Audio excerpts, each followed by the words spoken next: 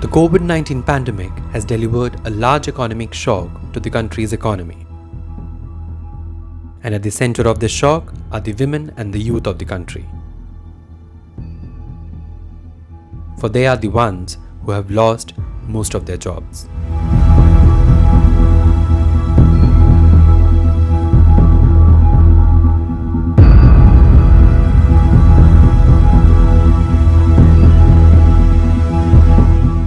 Before the pandemic hit, India's unemployment rate stood at a historical high of 6.1%, highest in 45 years.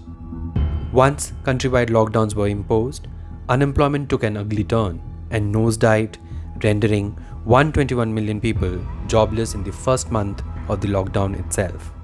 As per a joint report by the International Labour Organization and the Asian Development Bank, 4.1 million youth lost their jobs during the lockdown.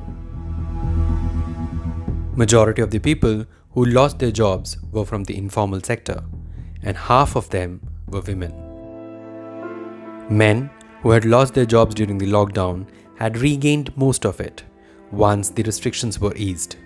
Left behind were women with no jobs and no social security net.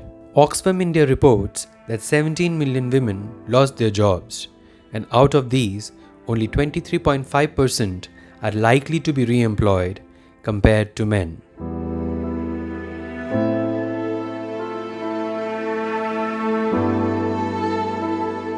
Despite the slowdown and disruption caused due to the pandemic, India's job market is showing signs of recovery. However, it is going to be a steep climb upwards.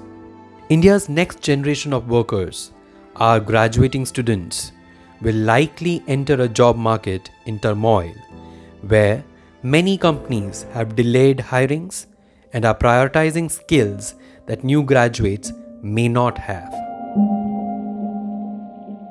In a report shared by the Labour Bureau, 58% of unemployed graduates and 62% of unemployed postgraduates have mentioned non-availability of jobs matching their skill and education as the primary reason for their unemployment. The country may face serious challenges with the rising skill gap and growing unemployment. Solving these interlinked challenges will require a robust and sustained institutional response from the government, India's private sector, and academia. In this specific episode, we're looking at women empowerment as one of the core issues, especially at the post-COVID scenario, or should I say during the COVID scenario once again. We see a great example of the 50% demographic stakeholder being neglected or being out of the productive force.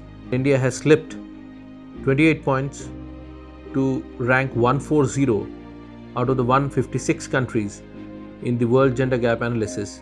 India is the third last as far as South Asia is concerned, the third worst country to perform in gender gap analysis in South Asia. Ladies and gentlemen, friends, it's time that we raise our standards. It's time that we give the 50% stakeholder of this great nation, as we call it, their dues. They don't need any favors from us, and we should consider ourselves as a nation to be fortunate enough to have 50% or at least approximately 50% dividend of women workforce, or should I say women force in this country. Especially in the COVID times, we have seen the kind of layoffs, the kind of job loss that the women have seen in this country is unprecedented. It's time when you and I stand together, ensure that we design specific vocational and skill-oriented courses focusing at the woman, and also at the same time ensure that wherever you and I can make a change, we should not hesitate and try to create a dent and make a change, make an equitable workforce paradigm for the women of this country. Finovation has undertaken analysis and assessments of various skill development programs, for we understand its importance and the role it can play in bridging the gap between the jobs available and the skill needed. Finovation partnered with the Skill Council for the rubber sector to conduct skill gap analysis for the natural rubber growers in various districts of Kerala and Tamil Nadu. The analysis was done to identify the gaps in skills among the general latex workers and technicians.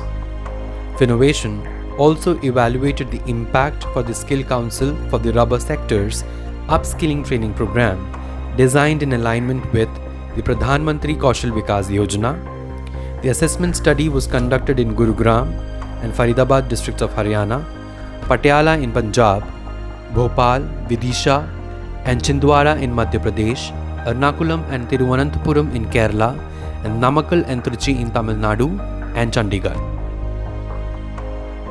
Finovation also conducted an impact assessment of the Surya Mitra training program for the Skill Council of Green Jobs. The program aims to train undergraduates, ITI diploma holders as field technicians for installation, operation and maintenance to execute national solar mission programs across the country. India's GDP is projected to grow from $2.7 trillion in 2019 to $5 trillion by 2025 and reach as high as $8.4 trillion by 2030. Whether we achieve it or not depends on how effectively we eliminate the causes of disruption and include the youth and women in the productive economy. The choice is ours, and we need to be wise about it.